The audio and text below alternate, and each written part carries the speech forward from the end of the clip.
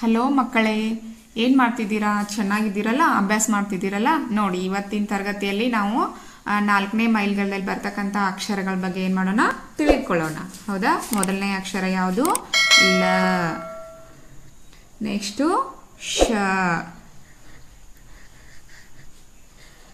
Next ಈ. Next ಊ. ನೋಡಿ, ಅಂತ ಬರಿಬೇಕು.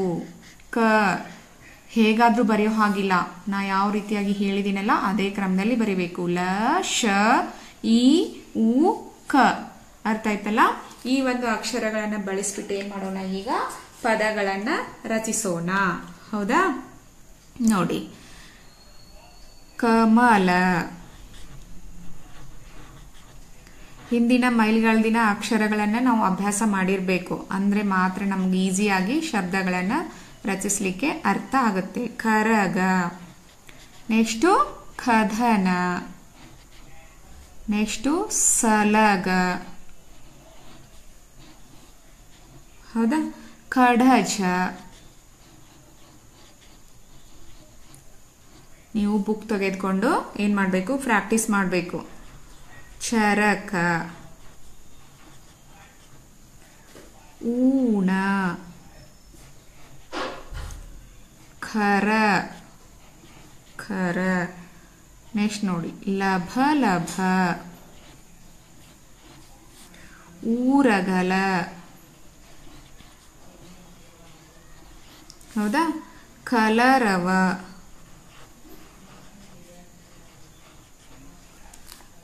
ನೆಕ್ಸ್ಟ್ ನೋಡಿ, ಇನ್ನೂ ಸಾಕಷ್ಟು ಶಬ್ದಗಳನ್ನು ನಾವು ರಚಿಸಬಹುದು. ಈಗ ಒಂದಿಷ್ಟು ವಾಕ್ಯಗಳನ್ನ ನೋಡೋಣ. ನೋಡಿ, ಈಗ ಊಟದ ಸಮಯ. ನೋಡಿ, ಚಿಕ್ಕ ಪುಟ್ಟ ವಾಕ್ಯಗಳನ್ನ ನಾವೇನ್ ಮಾಡಬಹುದು, ರಚಿಸಬಹುದು. ಈಗ ಊಟದ ಸಮಯ. ನೆಕ್ಸ್ಟ್ ನೋಡಿ, ಉದಯ ಕಮಲರ ಊಟ.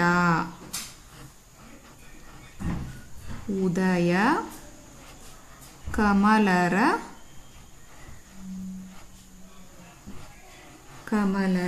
ಊಟ.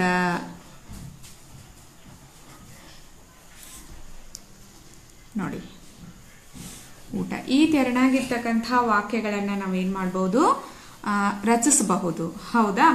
ಹಾಗಾದ್ರೆ ನಿಮ್ಗೊಂದಿಷ್ಟು ಈ ದಿನ ನಿಮ್ಗೆ ನಾನು ಹೋಮ್ ವರ್ಕ್ ಅನ್ನ ಕೊಡ್ತೀನಿ. ನೀವು ತಪ್ಪದೆ ಏನ್ ಮಾಡಿ, ಮನೆಯಲ್ಲಿ ಮಾಡಿ. ಹೌದಾ? ನೋಡಿ, ಬಿಟ್ಟ ಸ್ಥಳಗಳನ್ನ ನಾವೇನ್ ಮಾಡ್ಬೇಕು, ತುಂಬಬೇಕು. ಈಗಾಗಲೇ ಪದಗಳನ್ನ ಕಲ್ತಿದ್ದೀವಿ. ಹೌದಾ? ನೋಡಿ, ಇಲ್ಲಿ ಯಾವ ಒಂದು ಅಕ್ಷರವನ್ನ ತುಂಬಿದ್ರೆ ಒಂದು ಅರ್ಥಪೂರ್ಣ ಪದ ಆಗುತ್ತೆ ಅಂತ ನೀವು ತಿಳ್ಕೋಬೇಕು. ಹೌದಾ? ನೋಡಿ,